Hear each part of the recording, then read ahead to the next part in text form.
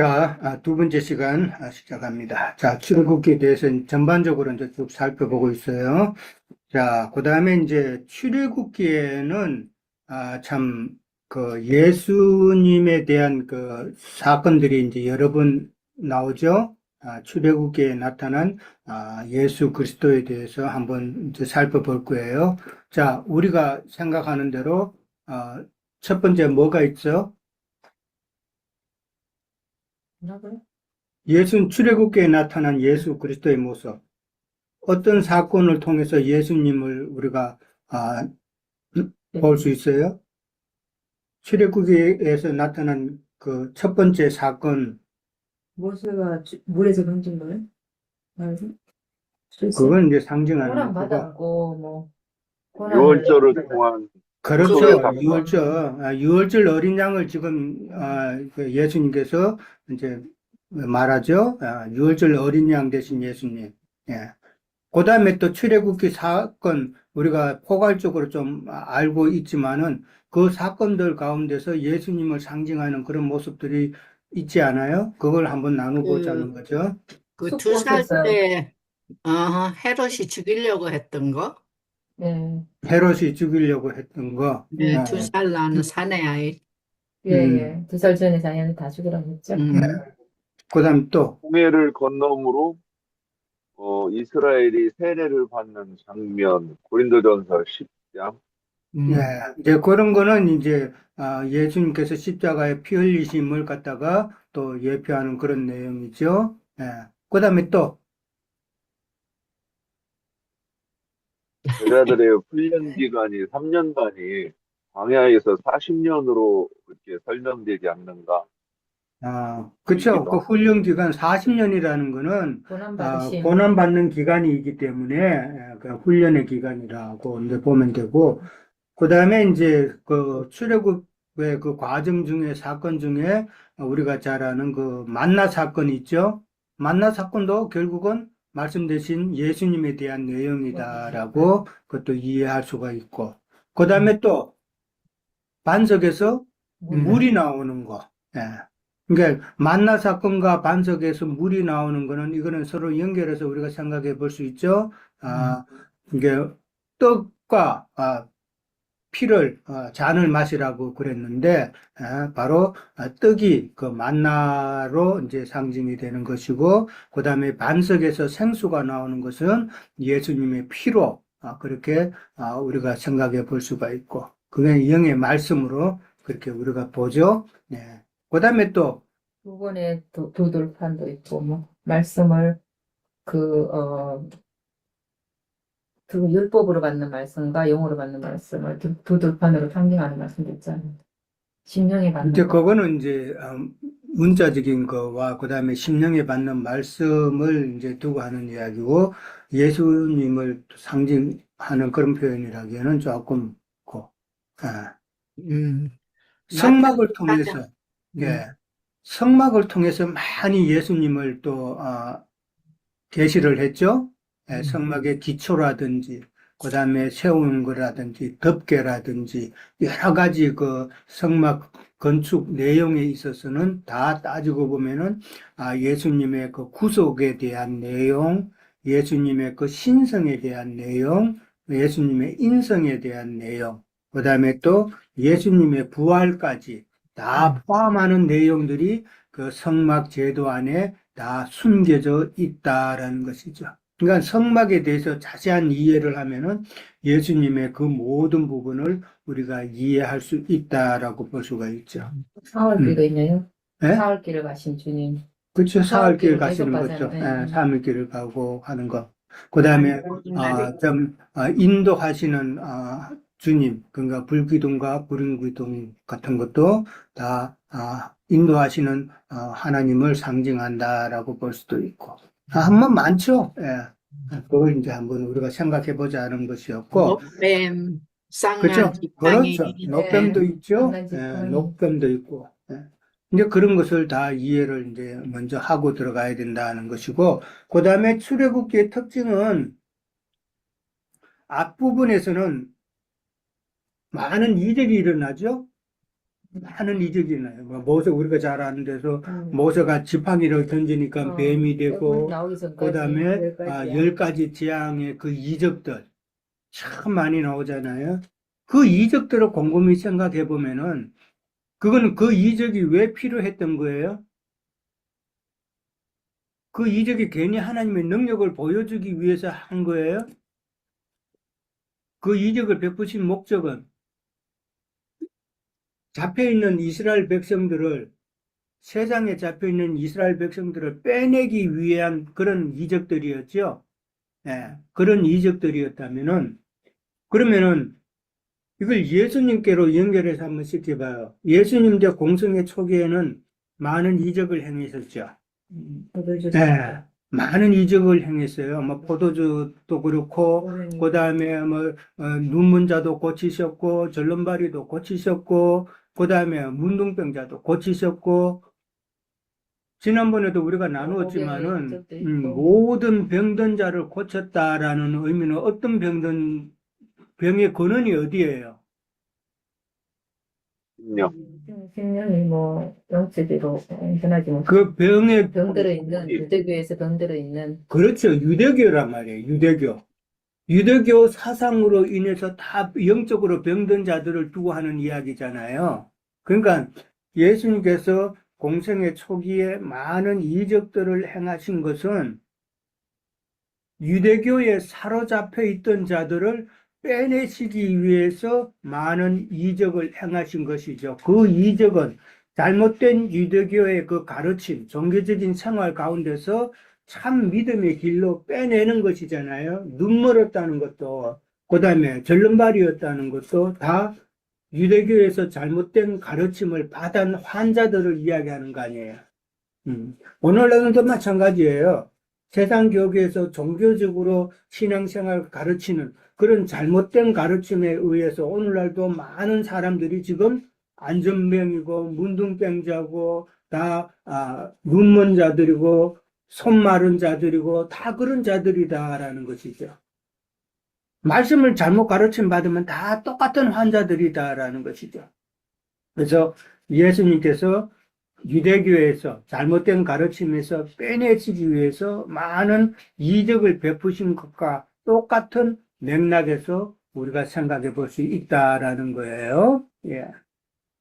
그 다음에 이제 오늘 두 번째 문제가 모세의 일생에서 40세까지, 80세까지, 120세까지의 삶을 이제 나누어서 우리가 간단하게 좀 생각해 보자라는 거예요. 자, 좀 광범위한 것이지만 그동안 우리가 알고 있는 대로 이제 이야기를 이제 나누면 될 것 같은데, 자, 40세까지는 어떻게 설명할 수가 있어요? 애국의 왕자로 태어나가지고 애국의 왕자로 참 왕궁으로 요게벳에서 태어나서 애굽의 하수물에 버려졌고 그 다음에 또 누가 개입을 해요? 동생이 동생. 미디안 미리암이 그게 또 관여를 하죠. 그 다음에 또 애굽의 공주가 이제 또 키우게 되죠. 그 다음에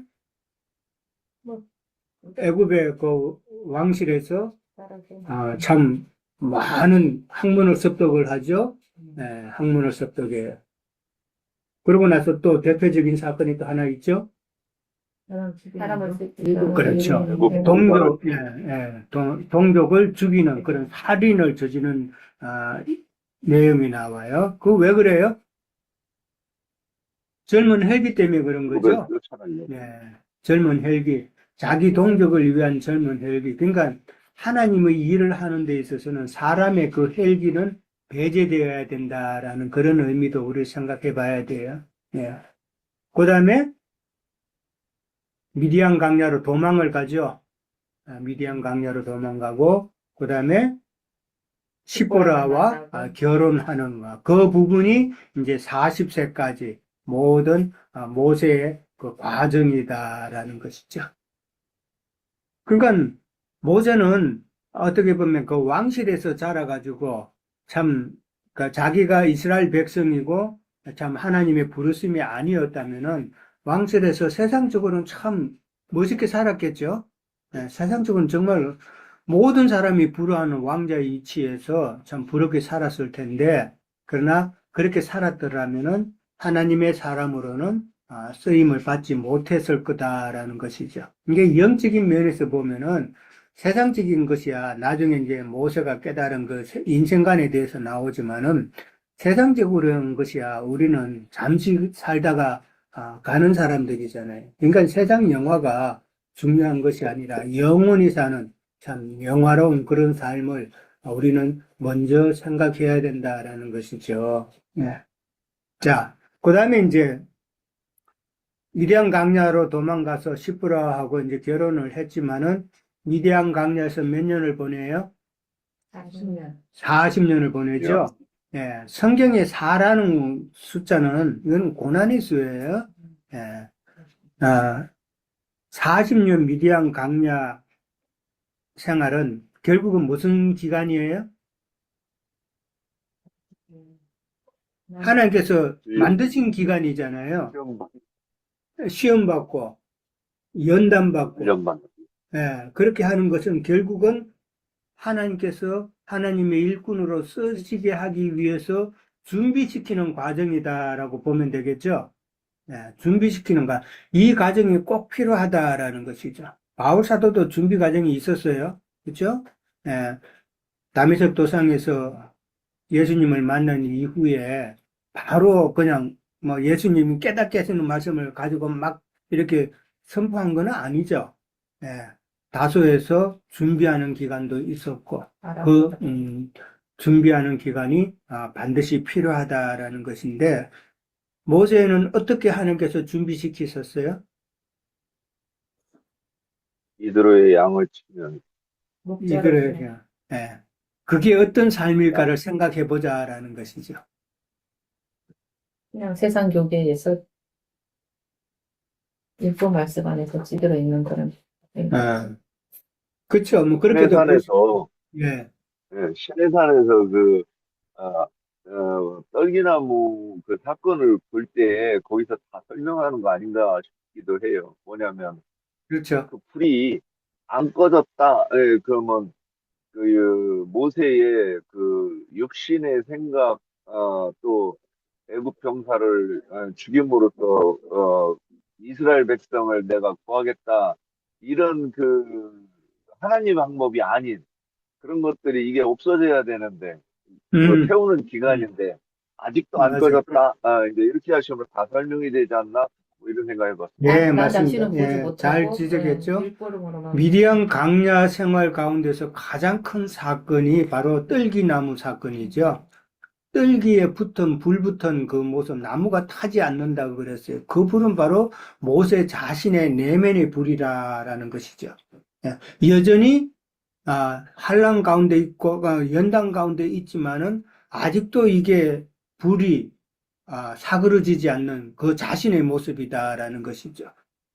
모세를 보면은 40년 동안에 그렇게 참 모든 사람이 부러워하는 생활을 하다가 일순간에 사람을 죽임으로 그것도 나쁜 의도가 아니잖아요. 자기의 어떤 목적을 위한 것이 아니고 선을 행하기 위해서 우연히 했는데 죽었단 말이에요. 그러니까 모세로 봐서는 이게 얼마나 억울한 일이에요. 그렇잖아요? 엄청 억울한 일. 나라도 아마 그거 못 견뎠을 거예요. 예. 진짜 사람이 너무 심하면은 뭐 감옥소에 가서도 목매 자살하고 그런다는데 정말 모세의 입장에서는 이건 도무지 받아들일 수 없는 그런 어려움이잖아요. 그러니까 그 자신을 모습을 이제 하나님께서는 그렇게 떨기나무에 불로 보여주셨다라는 것인데 그만큼 40년 동안에 모세가 받았던 그 마음의 상처 얼마나 이게 컸냐는 것이죠. 그 마음의 상처를 갖다가 불 붙이는 게 또 누구예요? 자기 처가겠죠? 옛날에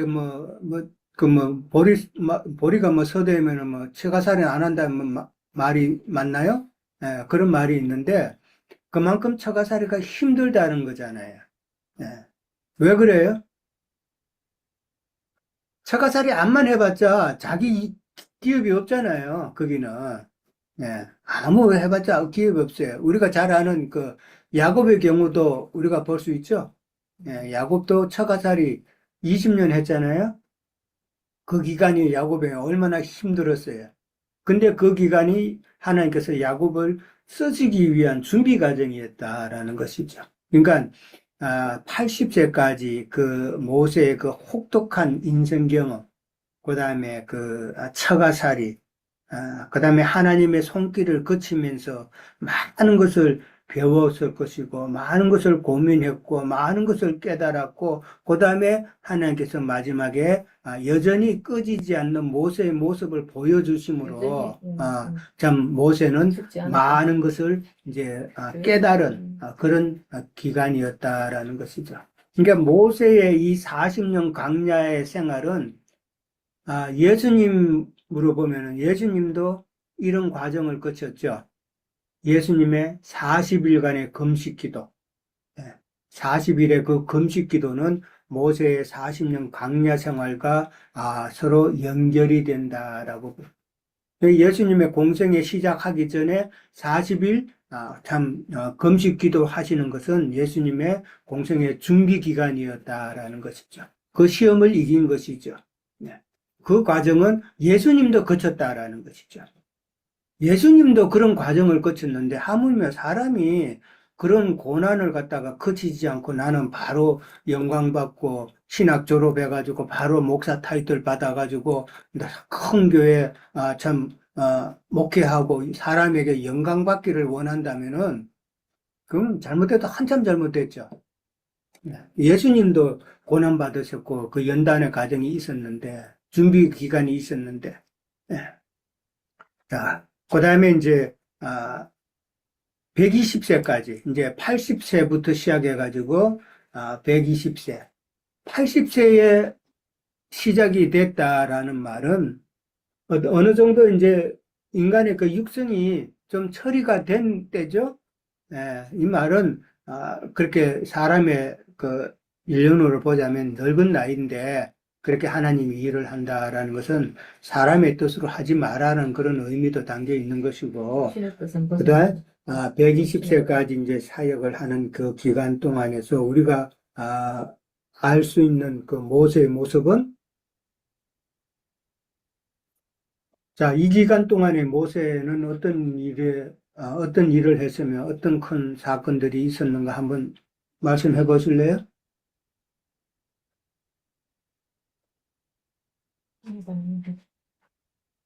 나머지 40년 얘기하시나요? 그렇죠. 나머지 40년, 120세까지, 마지막 40년. 그 마지막에 율법, 양재님 하세요. 율법으로 백성을 인도하는데, 결국 여호수아와 비교되는 그 삶으로 이렇게 보이고, 마지막 죽을 때도 그 보여주시는 그 하나님께서 모세에게 보여주시는 것, 또 모세가 볼 수 있는 그 한계를 이렇게 보여주지 않는가. 이렇게 120, 음. 40년으로 보면 그렇게 볼 수 있지 않나. 그쵸. 모세는 율법을 대표하는 자고, 그런 건 결국은 이제 구약이죠. 구약의 사람으로, 그러나, 너보산에서 마지막에 죽을 때에 가나안 땅을 이제 멀리서 바라볼 수 있는 그런 기회를 하나님은 주셨죠. 그러니까 그것은 신약의 마지막 때, 멀리를 바라볼 수 있는 하나님의 경륜의 때를 이해하게끔 그렇게 보여주셨다라는 것이고, 예. 그 다음에 또 모세 마지막 그 사역의 기간들을 참 많이 있죠. 사실은, 예, 삼위자매님. 그 마지막 그 이적을 하나님께 보여주실 때 품을 넣어서 보니까 손이 자기 문둥병으로 변했잖아요. 그러니까 네. 모세가 애굽에서 40년, 미디안 거기서 40년은 어떤 자기의 육신 안에서 문둥병에서 그래도 나름대로 사역을 한 것인데, 근데 이제 손을 넣었다가 내니까 손이 성하여졌다 그랬잖아요.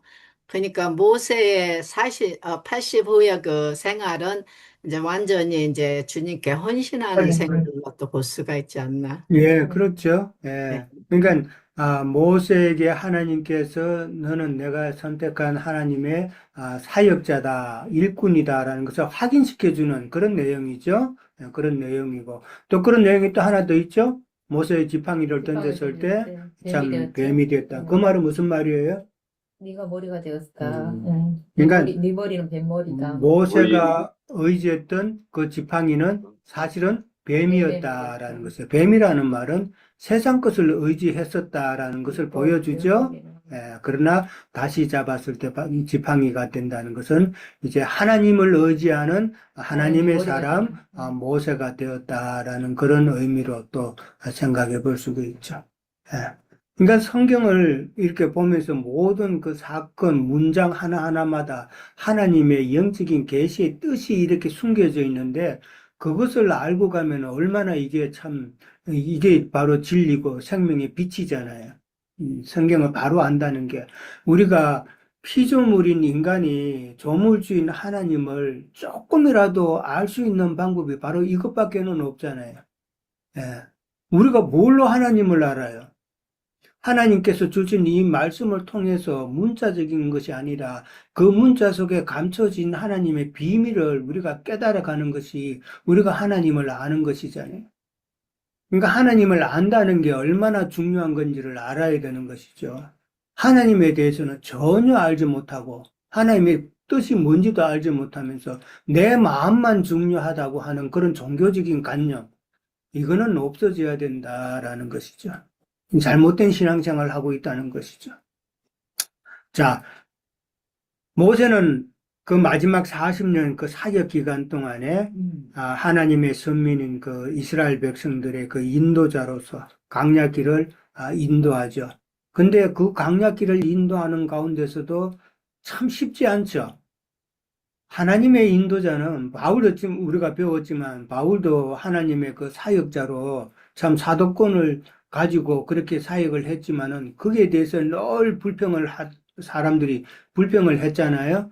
마찬가지로 모세는 똑같은 과정을 거쳤어요. 모세의 그 인도권 그걸 갖다가 반대하는 자들이 불평하는 자들이 있었죠. 예. 그거는 항상 진 앞에 있는 자들이 아니라 진 제일 끝에 있는 자들이라 그랬어요. 예. 교회 모임에서 앞서지 못하고 뒤에서 군말 자꾸 하는 사람들. 그런 자들을 두고 하는 말이, 예. 정말 진리 안에 있으면은 그렇게 불평하지 않는데, 그 다음에 모세의 그 인도권을 부정하지 않는데, 뒤뜰어 처져 있으면 믿음에 처진 자들이 반드시 불평하게 돼 있다라는 것이죠. 그러니까 모세가 인도할 때도 모세에 대해서 많은 불평을 했던 자들이 끊임없이 있었죠. 어느 지역에 가면 물이 없다고 불평을 하고, 먹을 게 없다고 불평을 하고, 그 다음에 뜨겁다고 불평을 하고, 얼마나 불평을 많이 해요. 그런 것을 다 견뎌냈던 모세의 모습을 우리가 또 한번 볼 수 있다라는 것이죠. 그 다음에 이제, 시내산에서 제일 중요한 것은 또, 하나님의 그 십계명, 두 돌판을 이제 받은 사건이 나오죠. 두 번 받았죠. 첫 번째 거는, 참, 하나님께서 쓰신 거지만은 밑에 내려와서 보니까 엉뚱한 짓 하고 있으니까 모세가 깨버렸다. 그리고 하나님께서 다시 이제 준비하라고 그랬죠. 이거는 준비된 돌판은 뭐예요, 결국은? 우리의 심령이죠. 우리의 심령에 하나님께서 하나님의 법을 새기시겠다라는 그런 의미죠. 예. 그 다음에 이제, 율법을 주시고, 그 다음에 제사법을 주시고, 그 다음에 성막법을 주시고 해서, 참 모세는 많은 하나님의, 이 말은 모세가 하나님께서 받은 계시잖아요. 그죠? 성막법, 하나님께서 어떻게 지어라. 이렇게 말씀으로 주신 것을 모세가 그것을 다 계시로 받은 거단 말이에요. 네.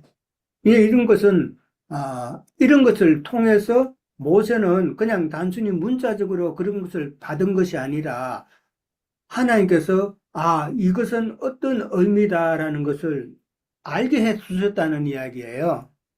그러니까 성막에 대해서는 이 성막의 근원이 누구고 이 성막은 누구를 위한 누구를 지금 설명하고 있다라는 것은 하나님께서 모세에게도 알려주셨다는 이야기예요.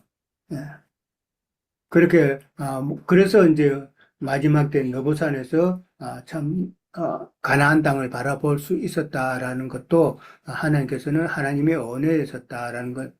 그러니까 그만큼 하나님의 많은 계시를 받은 자였다라는 것을 이야기하고 있죠. 자, 그다음에 이제 시편 90편 한번 찾아볼까요?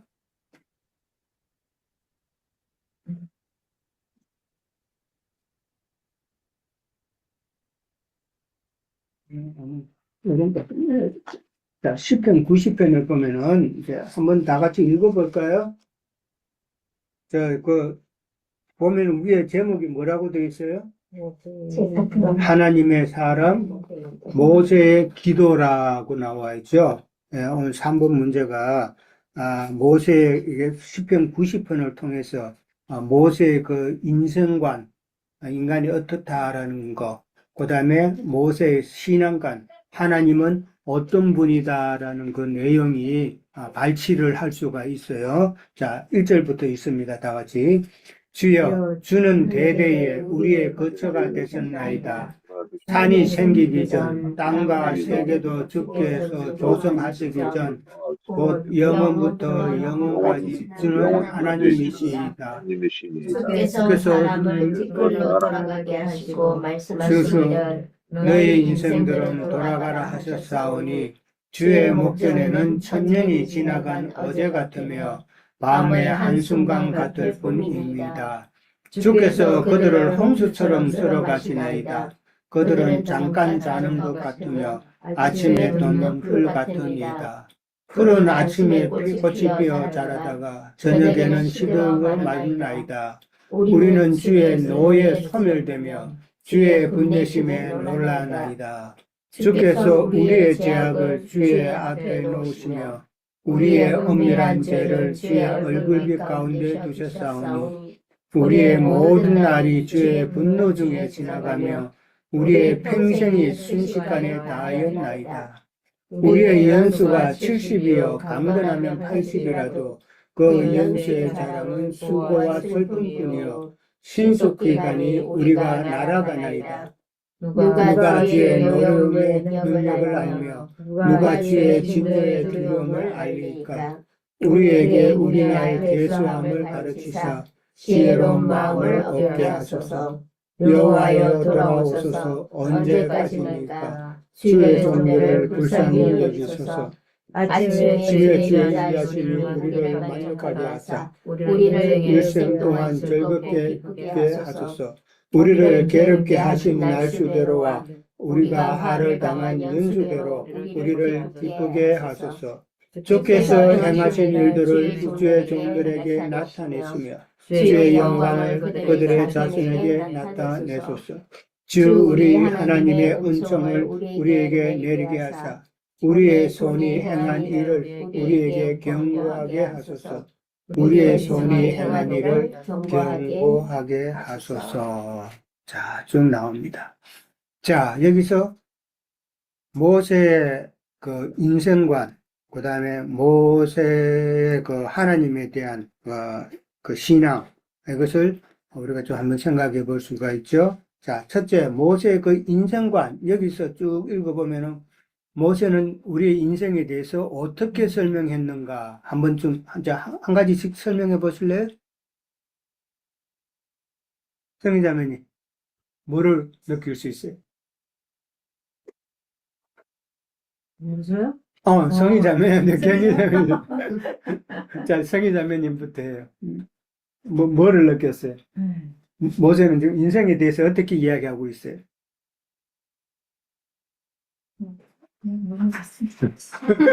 읽었잖아요, 방금. 자, 에리카 자매는.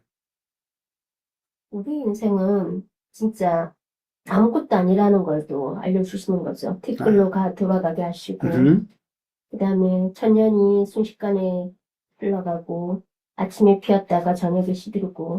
음, 그러니까 정말 하나님의 그런 섭리가 아니면 우리는 정말 아무것도 아닌 그런 인생의 허무함을 인생은 참 허무하다. 허무하다. 하나님이 안 계신 인생은 예. 정말 허무하다는 그쵸? 예. 다 마찬가지, 그겠죠? 예, 또 다른 내용 있어요? 사매자매님? 저는, 네. 저는 여기서 3단계로 조금 나누어 볼 수 있지 않나 하네요. 3단계요? 예. 네, 여기서 보면은, 풀과 꽃을 비유로 하신 거는 인생사의 어떤 과정을 말하는 것 같고, 예. 그 위에 이제 우리의 모든 날의 분노주의 지나가고 평생이 순식간에 다였나이다. 우리의 연수가 70여 강과 80여 그 연수의 자랑은 수고와 슬픔뿐이요. 그런 거 보면은 세상에서 종교로 들어가서 열심히 종교 노릇 이제 에, 모세가 세상 임금 바로 앞에서 화롭게 살다가 그건 꽃과 같이 그냥 시들어지는 것이고 미리암 거기 가서 열심히 양을 쳤지만은 그것도 수고뿐이잖아요. 내 것이 아닌. 그러고 나서는 이제 여기서 보면은 아침의 주에 인자하심 우리를 만족하게 하사 우리를 일생 동안 즐겁고 기쁘게 하소서 하는 거 보면은 그 모세의 인생이 3단계로 조금 이렇게 연결이 되는 음. 게 쉽습니다. 네, 네. 오케이. 뭐, 하나님은, 뭐, 우리의 인생의 그 기쁨의, 그, 근원은, 기쁨의 주는 이제 하나님이시다. 뭐 그런 의미죠. 예, 또 다른 거 있어요? 그렇게 보면은 육신적인 삶과 혼적인 삶과 영적인 삶을 얘기하는 것 같기도 하네요. 음, 저기 뭐야 박사회 장님이 얘기한 그 육신 안에서는 뭐 인생이 더덥고 빨리 가고 꽃과 같이 그런 시들어가는 인생인데 그렇지만 또 혼적인 삶에서는 우리가 또 연단받는 그런 강건하여 80이 사지라도 그 안에서 그 혼적인 삶에서는 슬픈 것 하나뿐이다. 근데 영적인 삶 안에서는 주님이 은혜 안에 기쁨 음, 안에 우리가 평안을 주는 그런 삶이 아닌가 하는 걸로 저는 그렇죠. 왜 박사님 말씀 들어서 예. 육신적인과 혼적인과 영적인 걸로 나눌 수도 있겠다. 그 그렇죠. 생각을. 인간은 그냥 세상적인 그 관점에서 보면은 인간은 유한하고 참 아무것도 아니고 이렇게 염세적으로만 보는 것이 아니라 그런 가운데서도 참 주님의 그 분노를 당하는 그 과정, 그 혼의 구원을 이루어가는 과정, 그런 과정을 거치는 자와 그 다음에 주님께서 주시는 그 기쁨을 사모하는 그런 자, 그 세 부분 잘 지적하셨어요. 그렇게 또 나누어 볼 수도 있다라는 것이죠. 결국은 지금 모세가 깨달은 것은 인생의 유한함이죠.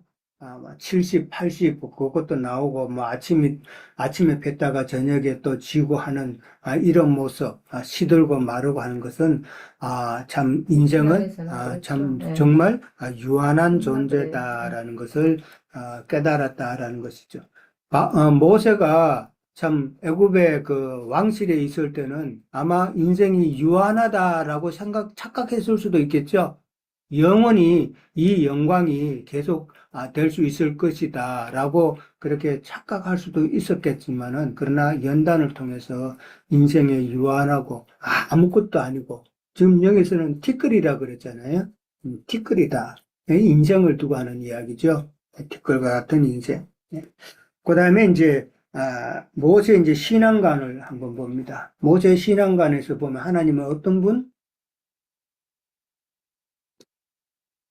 영원하신 분. 영원하신 분이다. 영원하신 분. 또, 얘기하는 거는데 뭐지? 윤행자님, 음소거 안 됐어. 좀 풀어주셔야 되세요. 예. 여기서 하나님께서 이스라엘 백성을 인도하실 때, 지금 인도하시는데, 어떤 사람은, 하나님의 섭리를 모르고, 뭐 신이 계심을 또 모르고 이렇게 살아가는 사람들이 있고, 여기서 어떤 사람들은, 이사야 2장 22절에 보면, 인생을 의지하지 말라. 그의 호흡은 코에 있나니 새말같이가 있느냐. 이렇게 했는데, 여기서 자기 그 인생밖에 모르고 사는 사람도 있고, 또 그 신의 섭리를 알고 또 그 찾고 또 찾아가는 그런 사람도 있다고 이렇게 얘기하시면 모세가 말하는 거는 우리는 이 허망한 시간 보내지 말고 우리가 손으로 하는 일이 견고하게 하소서 했을 때 의미 있게 진짜 하나님의 새 창조에 참여하는 그런 인생을 살아야 되지 않겠느냐 이렇게 권면하는 것과 같은 그 인생관을 갖지 않나 뭐 이렇게 음, 생각해봐요. 음. 그러니까 모세의 그 하나님에 대한 그 신앙과는 저는 이제 보면 첫 번째 그 1절에 보면 우리의 거처가 되셨나이다라고 나오죠. 우리의 거처가 되신 하나님. 근데 사람들은 자기의 그 평안의 거처를 갖다가 다른 곳에서 찾는다라는 것이죠. 예. 물질에 찾고, 그 다음에 세상 명예에 찾고, 그런 것이 아니라 우리의 거처가 되신 하나님이다라고 그렇게 먼저 고백을 합니다. 그 말은 하나님만 구하겠다라는 그런 의미도 되겠죠. 그 다음에 영원부터 영원까지 주는 하나님이십니다. 그러니까 영원하신 하나님에 대한 그런 내용이 나왔죠. 그 다음에 또 뭘 볼 수 있어요? 유연할 개수하는 음, 괴로운 국률하신 마음 없게 하소서. 그렇죠. 긍휼하신 하나님. 그 다음에 창조주 하나님. 산이 생기기 전, 땅과 세계도 생기기 전. 그러면 하나님께서 창조하셨다는 이야기잖아요. 하나님 창조의 하나님. 그 다음에 보면은 천년을 하루같이라는 말도 나오죠. 그러면은 그것은 시공을 초월하시는 하나님이죠. 시공을 초월하시는 하나님. 그 다음에 또 보면은 피난처라는 이야기도 나와요. 피난처 되신 하나님. 그 다음에 인자하신 하나님. 그 다음에 은혜를 베푸시노 마지막 제 가면 은총을 우리에게 내리게 하사 그러는데 은총의 하나님. 이런 부분들을 우리가 볼 수 있다라는 것이죠. 또 다른 거 있어요? 예, 부르심에 응답해서 믿게 되는 과정을 통해서 주님 안에 음. 있으면 주님께서는 그들을 영원히 그 영혼을 보호하신다는 네. 그러니까 지금 모세 기도 내용이니까 기도에 응답하시는 하나님이라고 하면 되겠죠? 응답하시는 하나님. 뭐 그런 것도 있고. 또, 뭐 그 정도 하면 다 됐어요? 다 하세요? 분노의 하나님, 예? 분노. 분노의 하나님. 그렇죠. 우리가 잘못되었을 때에 하나님께서는 분노하신다. 그리고 또 다른 면으로 우리가 온전한 길을 가게 하기 위해서 하나님께서 연단하실 때에 분노의 모습으로도 나타났습니다. 하나님은 좋으신 하나님, 나에게 평안을 주시고 나에게 좋은 것만 주시는 그런 하나님으로만 이해하면 안 된다라는 것이죠. 예. 우리가 잘못된 신앙생활을 하실 때는 하나님께서는 또 분노도 하십니다. 우리에게 대해서 진노를 또 베푸신다라는 거예요. 그 진노하시고 분노하시는 그 목적은 우리를 사랑하시기 때문이다라는 거. 그런 부분도 우리는 또 이해를 해야 된다는 것이죠. 또 혹시 또 다른 부분 있어요? 그죠? 뭐, 그 정도 하면은 뭐 다들 맞는 것 같아요. 자, 그 다음에 이제, 1절에서 이제 7절 내용까지만 오늘 이제 한다고 그랬는데, 잠깐 하고 마칠게요. 참, 1절에서 7절까지 그 내용은 이제 하나님께서 큰 민족을 이루게 하시겠다라는 그 약속을 이루신 내용이 나오죠.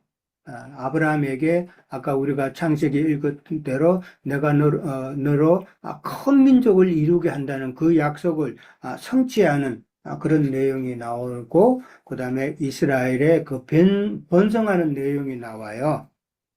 참, 애굽으로 간 이스라엘의 그 자손들이 처음에는 몇 명이었다고요? 70명. 그리고 요셉은 애굽에 있었다라고 그랬어요. 그러니까 거기에 이제 보면 야곱의 아들들의 이름이 쭉 나오죠. 야곱의 아들 이름이 쭉 나오는데 참 처음엔 누가 나와요? 그러면 로벤이 나오죠. 그 다음에 시므온, 그 다음에 레위, 그 다음에 그러니까 유다까지 나와. 이건 누구 소생이에요? 레아 레아죠. 레아. 레아 소생이에요. 레아 소생이 나와요. 그 다음에 이제, 이사갈과 서불론이 나와요. 이사갈과 서불론은 또 레아 레아 자손이에요. 그러니까, 유다까지 놓고 난 다음에 나중에 이제 지나서 다시 이제 이사갈과 서불론이 이제 태어나요. 자, 베냐민이 나와요. 베냐민은 누구? 라헬의 자손이죠. 그러니까 레아의 자손이 먼저 쭉 나왔고, 그 다음에 라헬의 아들이 이제 베냐민이 나왔어요. 그 다음에 단과 납달리와 이제 쭉 나와요. 단과 납달리는 누구의 소생? 비라 아니면 예, 빌하예요. 빌하가 라헬의 몸종이었던 빌하가 이제 낳은 아들이 단과 납달리예요. 그러니까 빌하가 낳았다라는 말은 빌라는 라헬은 신약 교회를 대표하죠.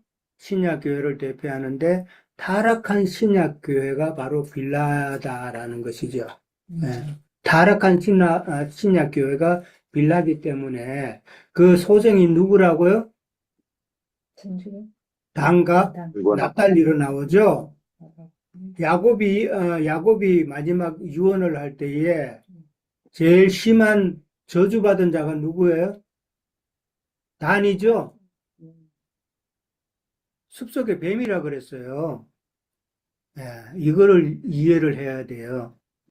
오늘날 타락한 신약교회가 지금 단과 같은 존재다라는 것이잖아요. 단의 저주를 받을 자들이라는 것이죠. 교회 아무리 예배당 크게 지어놓고 있으면 뭐예요? 뱀인데. 이런 말하면 참 놀라고 심하다 그러고 이해 못하겠지만은, 그러니까 타락한 신약교회를 지금 빌하로 보면은 그가 낳은 아들은 다 단과 납달리와 같은 그런 저주의 자식들이다라는 것이에요. 그 다음에 각과 아셀이 나와요. 이건 누구 소생? 실바죠? 예, 실바. 레아의 몸종인 실바가 낳은 아들, 각과 아셀이다. 그러니까 레아는 구약교회를 이제 두고 하는 말이죠. 구약의 믿음의 백성들인데, 그게 또 구약 또 빌하, 실바, 레아의 몸종이 낳은 아들도 있고, 그 다음에 라헬은 베냐민이고 빌라는 단과 납달리다라고 쭉 나오는데, 애굽으로 간 사람 모두가 70이라고 돼 있어요. 그렇죠? 그 5절에 보면은 70이다라고 돼 있는데, 그런데 이 70명이 나중에 몇 명이 돼요? 60만, 장정만 60만이 되었다라고 나오죠. 장정만 60만 명이면은, 평균적으로 잡아도 한 전체가 200만 명 정도라고 이제 계산을 한다고 보면은 엄청난 숫자로 늘었죠. 예, 그게 이제, 아까 우리가 읽을 때는 그 창세기에는 400년이라고 나왔는데,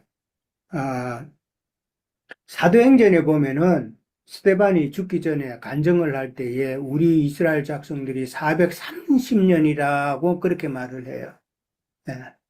그러니까 400년이라고 창세기에서는 아까 아브라함에게 하나님께서 말씀하실 때 400년 만에 나올 것이라고 그렇게 했는데, 스데반은 그 사도행전에서 430년이라고 그렇게 이야기를 했어요. 그럼 왜 그런 차이가 있을까?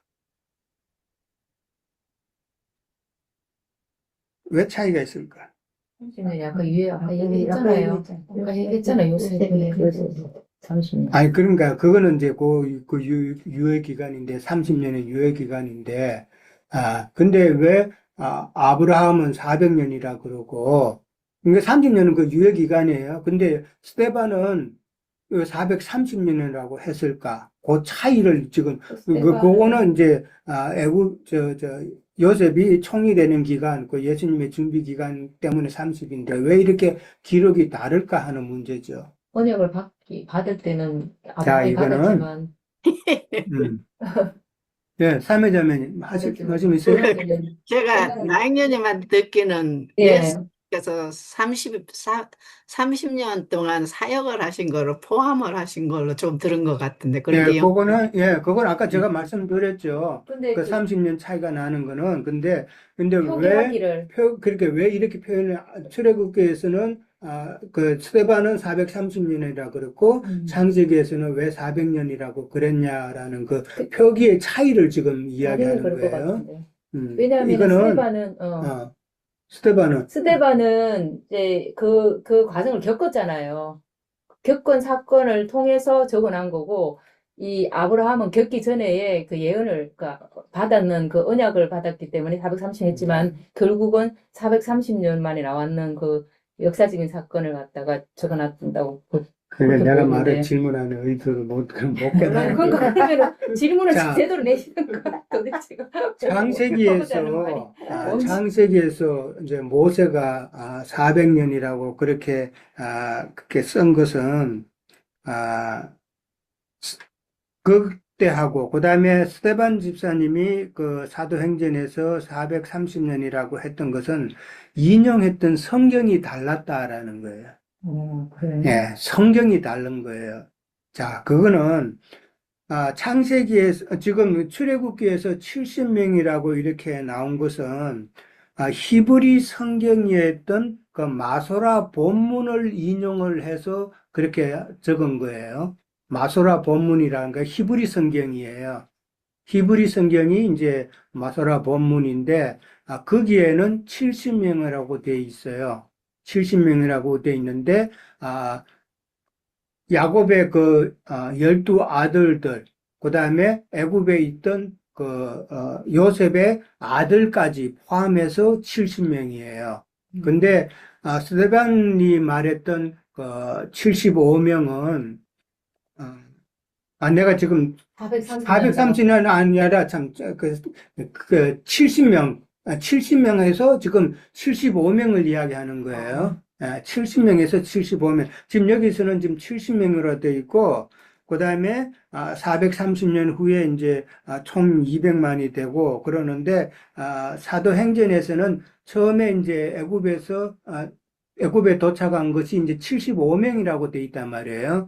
그러면은 그 스데반이 인용했던 그 성경은 그 당시에 70인역 성경을 인용을 해서 75명이라고 그렇게 이야기를 했던 거예요. 그러니까 마소라 본문에서는 70명으로 기록되어 있었던 것을 모세는 그대로 70명으로 했고 그 70명은 요셉의 아들까지만 적혀 있었던 거예요. 근데 사도행전에 나오는 그 75명은 70인역 성경을 토대로 해서 인용을 해서 75명이라고 했는데 그 70인역에는 요셉의 손자, 정손자까지 포함해서 75명으로 기록이 되어 있었다라는 거예요. 예.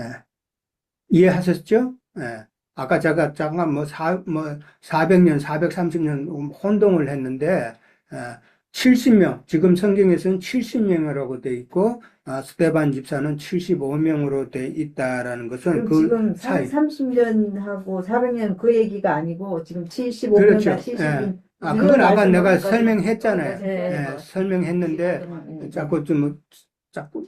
제가 잠깐 혼동을 했는데, 왜 70명이라 돼 있고, 스데반은 왜 75명으로 돼 있냐, 그 차이를 지금 이야기한 거예요. 우리가 보통 말하는 그 70인역 성경이라는 것은 구약의 그 마소라 사본을 갖다 구약의 히브리 성경을 갖다가 참 70인역이라는 것은 히브리 그 구약을 갖다가 헬라어로 번역한 성경이 70인역이에요. 그래서 예수님 당시 때도 예수님도 이 70인역 성경을 가지고 인용해서 말씀을 하셨다라고 그렇게 이해를 하시면 돼요. 그러니까 원래 히브리 그 구약 성경을 가지고 그 다음에 알렉산드리아가 이제 점령을 하고 나서 헬라어로 그렇게 성경을 바꿔서 한 것이 바로 70인역 성경이다라는 것이죠. 한 지파에서 6명씩 72인이 모여서 성경을 헬라어로 번역한 거예요, 구약을. 그게 이제 70인역이다라고. 근데 72일 만에 또 그것을 또 만들었대요. 그러니까 그것을 그냥 70인역이다라고 이제 이야기하는 거예요. 예. 자, 그 다음에 이제 7절에 가면은 이스라엘 자손은 생육하고 불어나 번성하고 매우 강하여 온 땅에 가득하게 되었다라고 나옵니다. 생육하고 번성한다는 말은 창세기에도 나오죠. 창세기도 나오는데 창세기 4장 16절 이하에 가면은 가인의 후손이 노 땅에 갔죠. 가인의 후손이 노 땅으로 쫓겨나서 거기서 생육하고 번성했다라고 이제 하는데 그것을 지금 실현하는 내용인데 노 땅에서 생육하고 번성하고 그 다음에 애굽 땅에서 생육하고 번성한다는 말은 인류의 번성이죠. 인류의 번성이다. 근데 그 인류 가운데서도 다 같은 인류가 아니다라는 것이죠. 믿음을 가진 인류도 있고 그렇지 못한 자도 있고 믿음을 가졌다 할지라도 여러 가지 또 가는 길이 다르다라는 것이죠. 자, 이런 면에서 보면은 출애굽기는 우리가 사도행전도 했지만은 영적으로 의미로 보면은 출애굽기의 그 내용은 사도행전의 그 영적인 모형이 된다라고 볼 수가 있죠. 우리가 사도행전도 나눴지만 사도행전 1장부터 시작해서 쭉 이제 가면은 오순절 성령 받은 이후에 어떤 일이 일어났어요? 많은 믿는 자가 생겼죠. 베드로가 2,000명, 3,000명씩 그렇게 참 폭발적으로 번성할 때인데, 그러니까 애굽에서 묶여 있지만은 그래도 번성하는 그 내용하고 그 다음에 유대교에 사로잡혀 있던 이스라엘 백성들이 참 정인들의 그 증거로 인해서 유대교에서 많이 또 번성하는 그런 내용은 참 우리가 서로 연결해서 생각해 볼 수가 있다라는 것이죠. 그러니까 주님의 백성이 이렇게 모세를 통해서 다 광야로 나와도 광야에서 죽는 자들이 있고 그 다음에 가나안 땅에 들어가는 자 몇 명이 들어갔어요? 2명이에요. 두 명. 네. 여호수아와 갈렙 2명 들어갔죠. 네. 그 말은 무슨 말이에요?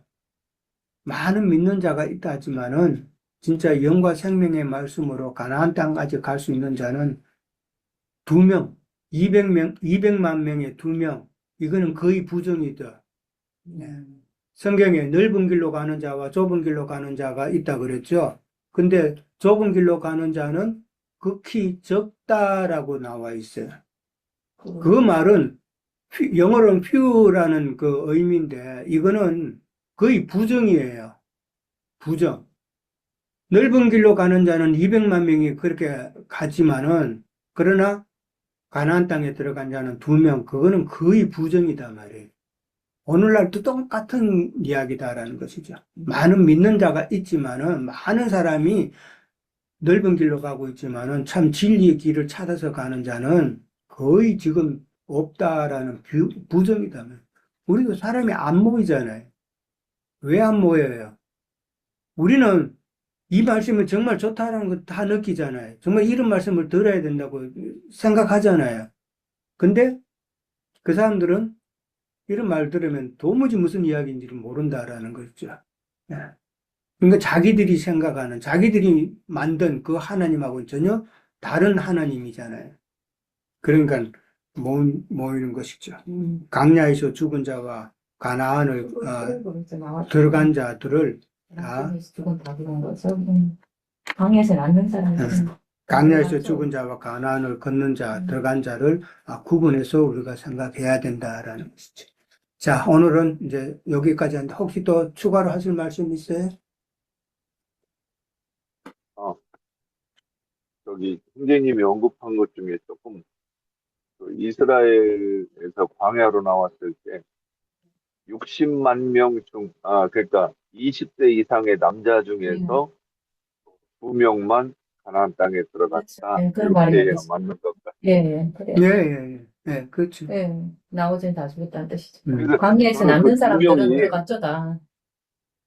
예, 그리고 저는 그 2명이 계속 그 생각을 해보는데, 진짜 숫자락을 2명이라고 그러나? 그런데, 2명이라는 건 두 증인이 된 사람들만 들어간다. 이렇게 말씀하시는 게 아닌가, 이렇게 생각을 해요. 예, 예, 그렇죠, 그렇죠. 그렇죠. 예, 예, 정인에서. 예. 예. 예, 또, 예. 없어요? 예.